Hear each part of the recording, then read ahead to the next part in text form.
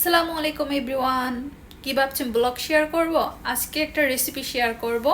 তো কি বানাচ্ছি সেটা দেখতে হলে অবশ্যই ভিডিওটা শেষ পর্যন্ত দেখবেন।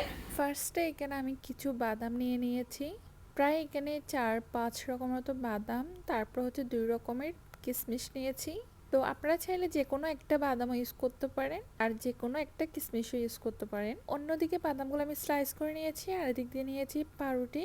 পাউরুটিটা আমি আমার পছন্দ মতো শেপ দিয়ে কেটে নিলাম, আপনারা আপনাদের পছন্দ মতো শেপ দিয়ে কেটে নিতে পারেন। পাউরুটির যে কাঁচাটা আছে এটা আমি রেখে দিয়েছি, ওটা চাইলে আপনারা স্কিপ করতে পারেন। এটাকে চাইলে একটু ছোটো বা স্কোয়ার শেপেও কাটা যায়। সব পাউরুটি আমি সেমভাবে কেটে নিব। ফার্স্টে আমি যেটা করব, একটা প্যানে একটু পরিমাণ ঘি দিয়ে দিলাম। কেটে রাখা বাদামগুলো এখন এখানে একটু রোস্ট করে নিব হালকা, এখানে বেশি কালার আসবে না। এটা আজকের রেসিপির নামটা তো এখনো শেয়ার করা হয় নাই। এটা হচ্ছে শাহি টুকরা, অনেকে হয়তো অনেকভাবে বানিয়ে থাকেন এটা, তো বেসিক্যালি আমি যেভাবে এটা বাসা বানাই তা জাস্ট আপনাদের সাথে শেয়ার করব। এটা হালকা কালার চলে আসলে আমি নামিয়ে নিব। তারপরে এখানে লাগবে গরুর দুধ। এখানে আমি প্রায় 750 গ্রামের মতো গরুর দুধ জাল করে নিব। আর এটা একটু নেড়ে ছেড়ে আস্তে আস্তে জাল করে নিব। জাল করতে করতে দুধটা একটু ঘন হয়ে আসবে। এখানে আমি ইলেকট্রিক চুলা ইউজ করতেছি। এখানে অনেকগুলো অপশন দেওয়া আছে, তো মিল্ক অপশন যেটা দেওয়া আছে ওইটা দিয়ে আমি হচ্ছে দুধটা জাল করে নিচ্ছি। অনবরত নাড়তে হবে যেন নিচেও লেগে না যায়। তারপর যেটা লাগবে সেটা হচ্ছে কাস্টার্ড পাউডার। তো আমি এই ব্র্যান্ডের কাস্টার্ড পাউডারটা নিয়েছি। এখানে কিছু পরিমাণ ঠান্ডা দুধের মধ্যে 2 চামচ কাস্টার্ড পাউডার দিয়ে দিলাম। গরম দুধের মধ্যে ডাইরেক্ট পাউডার কিন্তু ইউজ করা যাবে না, না হয় এটা দলা পেকে যাবে। ঠান্ডা দুধের সাথে দিলে এটা খুব তাড়াতাড়ি মিশে যাবে। এখন দুধের মধ্যে আমি দিয়ে দিচ্ছি টেস্ট অনুযায়ী চিনি, তারপর মিষ্টিটা ব্যালেন্স করার জন্য একটু লবণ, তারপর দিয়ে দিচ্ছি ভেজে রাখা বাদাম আর কিশমিশ। তারপর এটাকে আমি 1 মিনিটের মতো নেড়ে ছেড়ে জাল করে নেব। এখন এখানে কাস্টার্ডের মিক্সচারটা দিয়ে দিব। আমি যে কাস্টার্ড পাউডারটা ইউজ করেছি ওইটা একটু ইয়েলো কালার ছিল, তাই এই ক্রিমটার কালারটা একটু হালকা ইয়েলো হবে, দেখতে অনেক সুন্দর লাগবে। দুধের মধ্যে দেওয়ার আগে আমি একটু নেড়ে ছেড়ে নিয়েছি।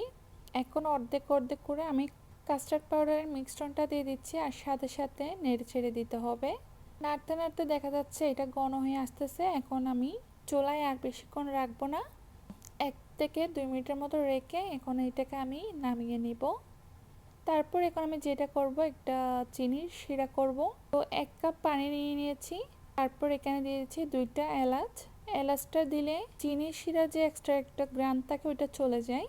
এখানে আমি 1 কাপ পানিতে আধা কাপ চিনি দিয়েছি। আর আমি যে কাপে পানি দিয়েছি ওইটার সাইজটা ভিডিওতে দেখে বোঝাই যাচ্ছে। এখন আমি এটাকে নেড়ে ছেড়ে প্রায় 4 থেকে 5 মিনিটের মতো জাল করে নিব।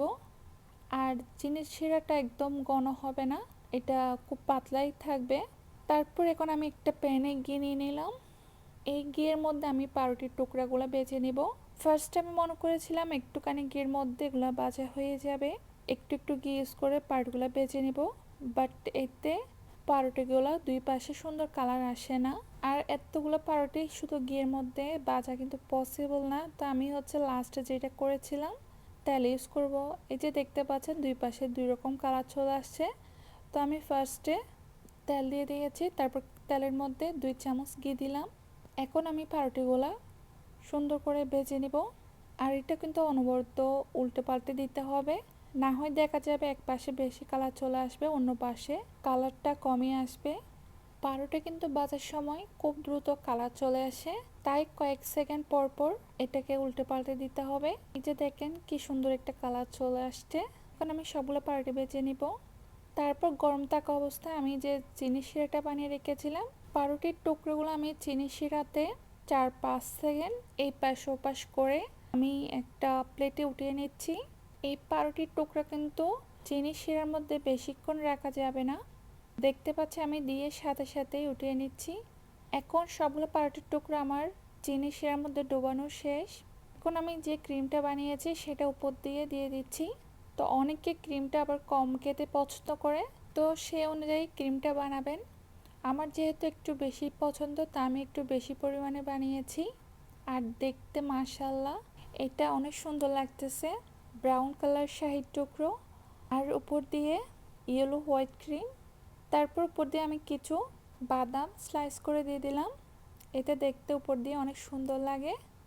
এটা এখনও যারা বানিয়ে খান নাই তারা একবার হলেও বাসায় ট্রাই করবেন। এটা মেহমান আপ্যায়নে ডেজার্ট হিসেবে রাখতে পারেন। এটার টেস্ট কিন্তু অসাধারণ। ক্রিমটা কিন্তু বেশি মিষ্টি হলে ভালো লাগবে না, তো মিষ্টিটা বুঝে শুনে দিবেন। সো এই ছিল আজকে ভিডিওটা কেমন লেগেছে অবশ্যই কমেন্ট করে জানাবেন। আর যারা এখন আমার পেজটা ফলো করে নাই সবাই পেজটা ফলো করে দিবেন, ইউটিউব চ্যানেলটা সাবস্ক্রাইব করে দিবেন। আল্লাহ হাফেজ।